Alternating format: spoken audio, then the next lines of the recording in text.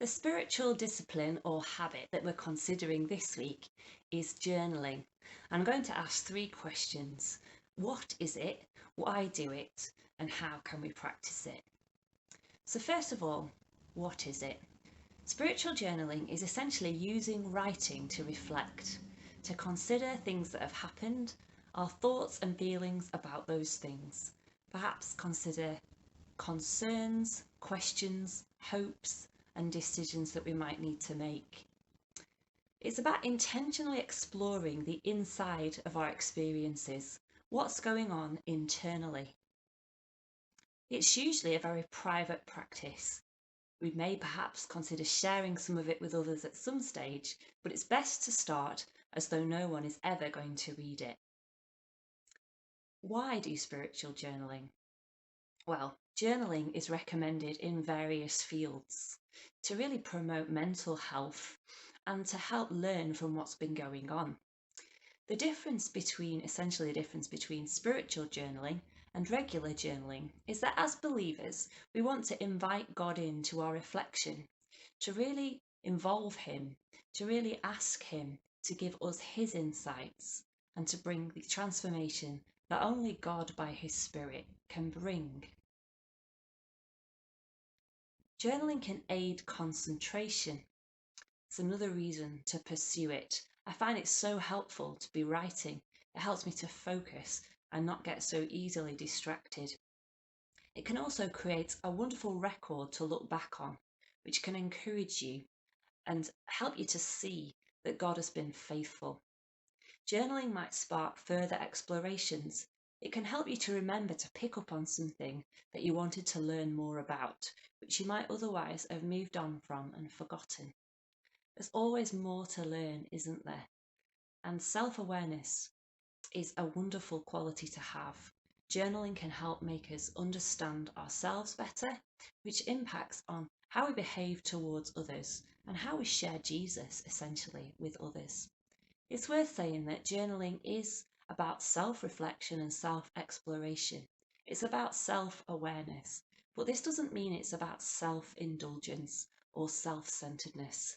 Spiritual journaling is essentially very God-centered, but in order to allow Him in, we need to get real with ourselves and with Him about what's going on the inside. So how can we practice spiritual journaling? The first key is writing. Get a notepad and pen. Start jotting down things as you're reading the Bible, or perhaps start writing down some of your prayers. Some of us may like a structured approach, perhaps beginning with something that describes what's been happening, some of your experiences, a little bit like a diary, and then move on to consider what you've been thinking and feeling, how you've reacted, what some of the implications might be, followed by a section in which you pray and bring those things before God. Others would prefer a much more fluid approach.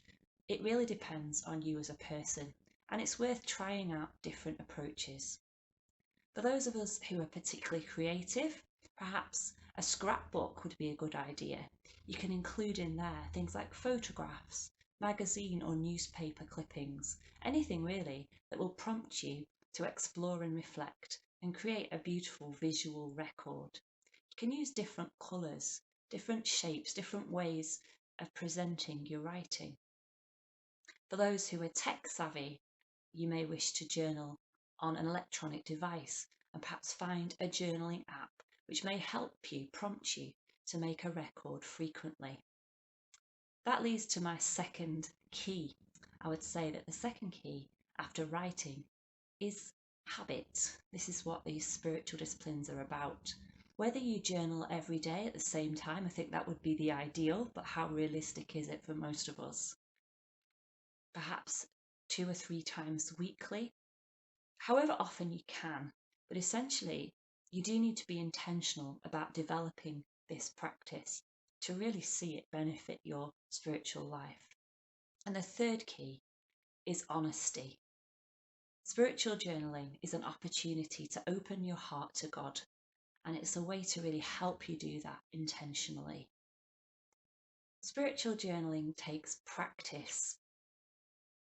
It may not come easily to you, but if you persevere, I'm sure that you'll find it a really helpful practice that will deepen you in maturity in God and help you to understand more of what He wants to do in your life. Next week, we begin a journey through Lent, in which we encourage those who want to participate to read through the 4 Gospels during Lent, and we'll be providing daily devotions, some of which will be on video. This could be a really good opportunity to put into practice some of the things that you've been considering with Andrew and really develop some healthy spiritual habits.